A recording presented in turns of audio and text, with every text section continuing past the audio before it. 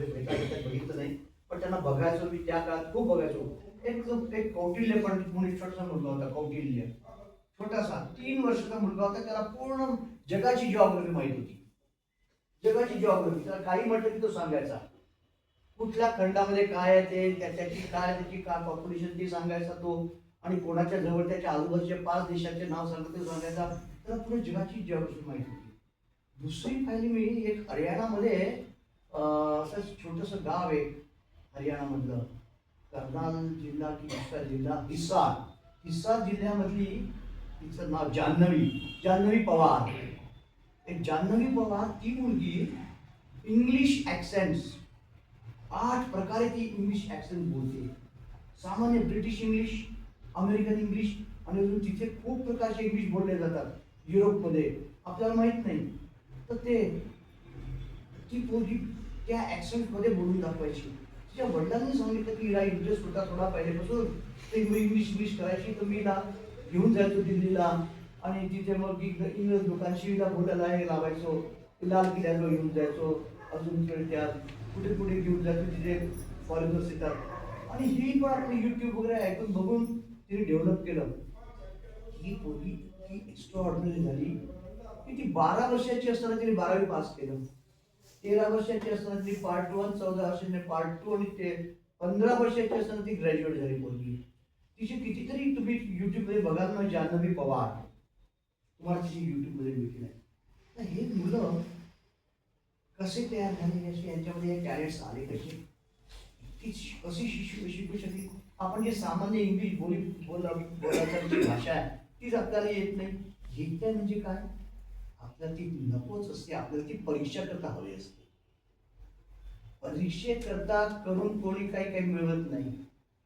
आपल्याला एखादी गोष्ट मला हवी, आपण जेव्हा घरी असतो, मोठे होतो, लोकांकडे 4 गोष्टी पाहतो, आणि आपल्याला अशी सायकल मिळाली पाहिजे, आपल्याला अशी घड्याळ मिळाली पाहिजे, मला अशी मोटर बाईक मिळाली पाहिजे. पंजाबमध्ये एक कल्चरच आहे. मला पंजाबच्या एका पोराने सांगितलं, म्हणे पंजाब का लड़का म्हणे जब 10वीं पास हो जाता है तो 10वीं पास हो गया, 12वीं पास हो, 10वीं पास हो गया कि वो बोलता है पापा होंडा, त्याला होंडा गाडी पाहिजे, मोटर बाईक. 10वीं पास झाला की आता त्या बापाला त्याला पापा पप्पा होंडा, पापा होंडा, पापा होंडा, मागे त्याचा लागला की तो पापा होंडा, बापाला त्याला होंडा घेऊन द्यायला. मग तो पोरगा होंडा गेले की तो 2 वर्ष शाळेची काढतो, पुन्हा पुढचे 3 वर्ष पण तो ग्रॅज्युएट जसा तो होत नाही, तर तो म्हणतो पापा स्कोडा, म्हणजे आता गाडी पाहिजे. आता मी हायर एज्युकेशन घेईन तर मला गाडी मी जाईल कॉलेज मला. आता तो पापा स्कोडा म्हणजे सगळे जे खूप सधन आहेत तिचे शेतकरी, पंजाब मधला जो शेतकरी असतो त्याच्यावर खूप जमीन असते, पैसा पण मस्त असतो. तो पापा स्कोडा, आणि मग स्कोडा घेतली की तो 2-3 वर्ष फिरतो, आपलं अजून एज्युकेशन करून घेतो, धंद्यामध्ये थोडंसं काय कुठे कसं करायचं ते शिकून घेतो. आणि ते थोडं शिकला तो की त्याचं पोट भरून जातं, आणि मग म्हणतो पापा कॅनडा, पापा कॅनडा, म्हणजे आता मला कॅनडाला जायचं, मला कॅनडाला पाठवा. आणि तो जिद्द करून कॅनडा जातो. कॅनडामध्ये सगळ्यात जास्ती कोण असतील तर पंजाबी आहेत. त्यांचं पॉलिटिक्स मध्ये पण पंजाबी लोक धूम करून टाकतात, इतके पंजाबी आहे. मला सांगायचं हे आहे की आम्हाला पाहिजे काय आहे हे पहिले तुम्ही डिसाईड करा. 4 लोक करतात म्हणून मी परीक्षा देतो आणि कोणी पास नाही होत. अटेम्प्ट जातात, एका दुसरा ज्याला पाहिजे मला हे हवंच हे नाही मिळत. असं जेव्हा मनामध्ये विचार येतो ना, तो विचार आपल्याला काहीतरी देतो, सक्सेस देतो.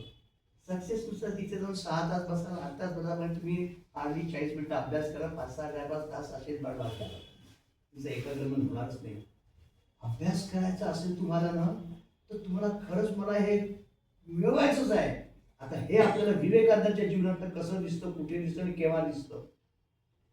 विवेकानंद एक असं व्यक्तित्व होतं की जे पूर्ण सात्विक आधार होता त्यांचा. आणि दुसरं त्याच्यामध्ये सात्विकतेचा रजोगुण होता, सात्विक राजस होता, सात्विकतेचा रजस भाव होता, सात्विकतेचा राजसिक भाव होता. तर त्यांचे राजसिकता म्हणजे काय तुम्हाला कळेल. 3 गुण आपल्याला चालवतात आहे सगळ्या माणसांना. सत्व रज तम. सत्व म्हणजे काय, तो सत्वगुणाचं वर्णन केलं आहे, बॅलन्स्ड आहे, इक्विलिब्रियम, शांत मन, हे सत्वगुणाचं लक्षण आहे. शांत मन केव्हा असतं माणसाचं, खरंच शांत, खरं शांत केव्हा असतं.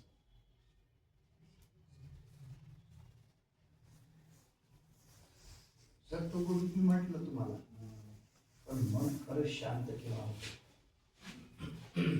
जेव्हा आपल्या मनामधले अनेक प्रकारचे विचार, अनेकता तिथे नसते, तिथे शांती असते.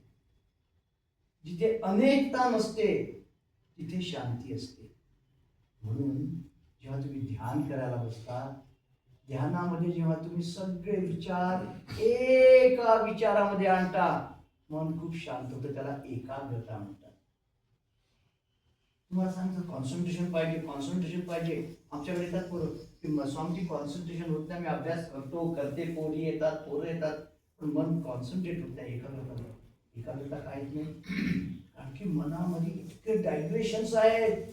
मनामध्ये डायव्हर्शन इकडे इकडे इकडे इकडे, पळतात मन इकडे तिकडे. इतक्या गोष्टींना आपण महत्व देऊन ठेवलाय जग आपल्या डोक्यामध्ये. इतक्या गोष्टींना जो महत्व असतो त्याला काहीच मिळत नाही. तुम्ही आपल्या डोक्यामध्ये किती गोष्टींना विचार महत्व दिलेला आहे, विचार पहिले बघा, आणि त्याच्यामध्ये तुम्ही 1-2 गोष्टी सिलेक्ट करा की मला या 2 गोष्टी पहिले पाहिजे. सिलेक्ट करा. तुम्हाला दिसेल की जोपर्यंत माझ्याजवळ काही येत नाही तोपर्यंत मला काही किंमतच नाही. भिकारी की कोई कदर नाही करता. भिकाऱ्याची काही किंमत नाही होत. आणि आपण सारे भिकारी हो. भिकारा आपल्याला कोण विचारणार. भिकारी काय, मला हे दे, ते दे, मला हे मिळावं, मला ते मिळावं, अशा भिकारी वृत्तीने राहिल्याने काय मिळणार नाही.